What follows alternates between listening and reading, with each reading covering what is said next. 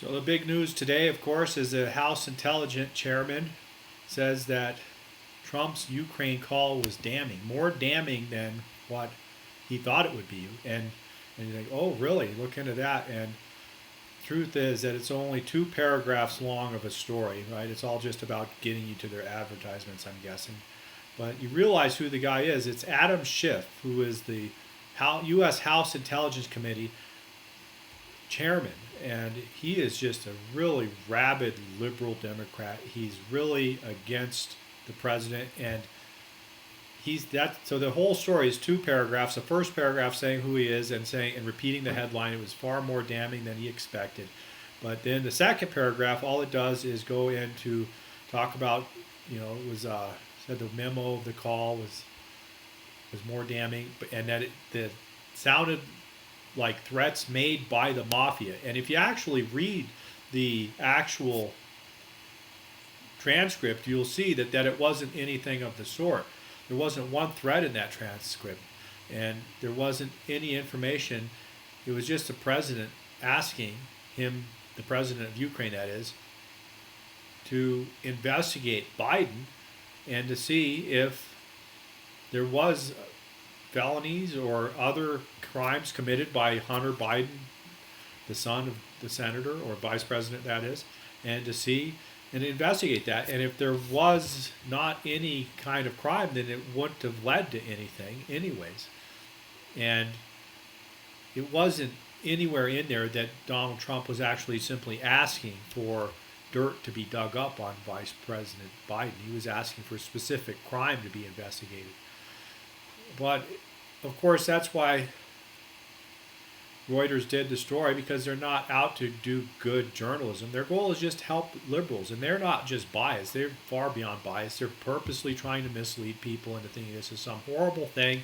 But the truth is, Donald Trump is the chief law enforcement officer of our country, and it's his duty to maintain and to the honest government and to prosecute senators that abuse their power. And the story that's not being told is what actually happened with Hunter Biden. You don't ever see any information on that. I don't have any to give you. I may look that up for tomorrow's episode. But there's just a complete lack of interest in seeing what actually happened. He did not ask the Ukrainians to dig up dirt. It really just shows how dishonest they are. And it isn't going to get any better. But it's nice that we have China Uncensored and other channels like that, America Uncovered. I bring them up only because the recommended that I receive on my YouTube channel every day has China Uncensored on it all the time, because I watch his show every time. Every night I'll watch his show. It's about 10, 20 minutes long, and he's really good. He's funny, but he gives in great information about what's going on in China. And today and yesterday there wasn't anything in the recommended. And I've never needed to subscribe to his channel because it's always there, recommended. And today it wasn't. And he has talked on his channel about being delisted by Google, or YouTube, that is, and same company, right? And so when I saw that he wasn't in there again, I thought, I wonder if he's there and he's been censored. And so I checked. I typed China Uncensored into the search box, and what do you know?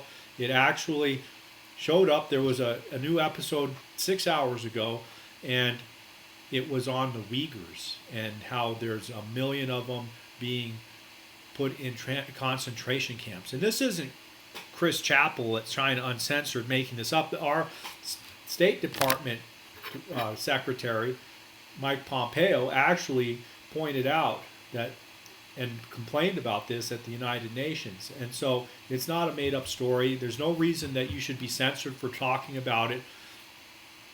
And there wasn't a commercial attached to his show either. So, and again, he does point out that he gets demonetized for his stances that he takes. So it's, the media is very, very liberal. But the great news is we have this great, again, we have YouTube. I'm complaining about them, but I love YouTube. We have this opportunity. And if YouTube wasn't there, there would be someplace else. So it's not like we're dependent on YouTube. they're keeping YouTube unprofitable so that nobody else bothers to get into the market, of course. But and they, one day they think they'll own everything, but they won't. The internet is constantly growing, getting better, and journalism will only get better thanks to the internet. We have these other outlets that are helping to make journalism better, and we can point out the lies and make people think, oh, you know what, I never thought about that. So that's what I'm going to do with this new channel, is to help people to realize what lies are actually being told.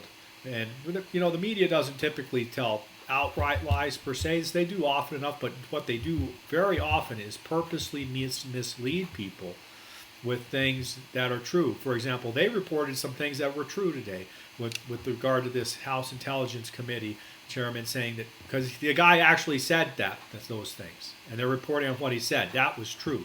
But they don't point out that what the guy is saying is actually untrue. And they put a big headline up there, make everybody think this in the nightly newscast. They do it at the same time, do it the same all the time as well. Another interesting recent story: British Supreme Court rules Parliament. Boris Johnson has been unlawful, which is not surprising, as they're all a bunch of Marxists over there at the Supreme Court of Britain. They want to force Marxism from Brussels, you know, and they really don't like this Brexit. And the whole point of the Brexit isn't, you know, to do anything except for to stop the Marxists from Europe from forcing their control onto the people of Britain. And but he's allowed to do it. But they say he's not, and they don't. No evidence was actually specifically put in place during the hearings that he actually had. There was anything that they could point to and say, yes, his motivation was to do this in order to help Brexit, because he claims his motivation, the reason he did it, was to work on a new agenda and so forth, which he is allowed to do. And so there was, how are you going to look into this guy's heart and say that what his motivation was? And they didn't have, unless you have some specific tangible evidence, you can't do it. And he does have the right to do it. So, but they overruled him. They're the Supreme Court. And, that's a British story, so I know it affects us. It's the Marxists all over the world trying to control everybody. That's what it's all about. Like, oh, here's some more Marxists to use the global warming to try and force their Marxists on everybody. Millions of young people all over the world. You know, these kids are on strike for climate change. You know, they're getting behind this 16-year-old girl, and most of them, I'm sure, don't really understand anything about what they're protesting. They've simply been propagandized by the left-wing socialist government employees of the public school systems all over the world. Some have signs up. They say abolish fossil fuels, and how are you going to, you know, that's just ignorant. You're not going to be able to do that. The good news is solar panels are actually much cheaper than most other forms of electricity now. It's the market that's going to take over and make solar panels the wave of the future, in my opinion, because now the large electric companies actually have got their price per kilowatt hour down to 1 to 2 cents. You know, so that's really, really good, and that's lower than most other forms other than natural gas. But and then one of the things this headline, it says worldwide protest demands climate action. Well, it wasn't worldwide by any means. This is Reuters that's reporting this, and they're just being dishonest. They say that, you know, Kenya's got 500 people. They point out, I don't know how many people Kenya's got, but it's probably more than 1,000. And you know, it's slightly warmer, but we've had 50 years of sampling, and it's a 10,000 year cycle. So 50 years of temperature data doesn't mean anything. It's just not a large enough sample. And among that 50 years of sampling is NASA and NOAA being caught fudging their data and saying that they, you know, and actually admitting that they had employees that were changing the values in order to make global warming seem more. Because again, global warming is simply a way for Marxists to have more power and to get voted in for during the elections.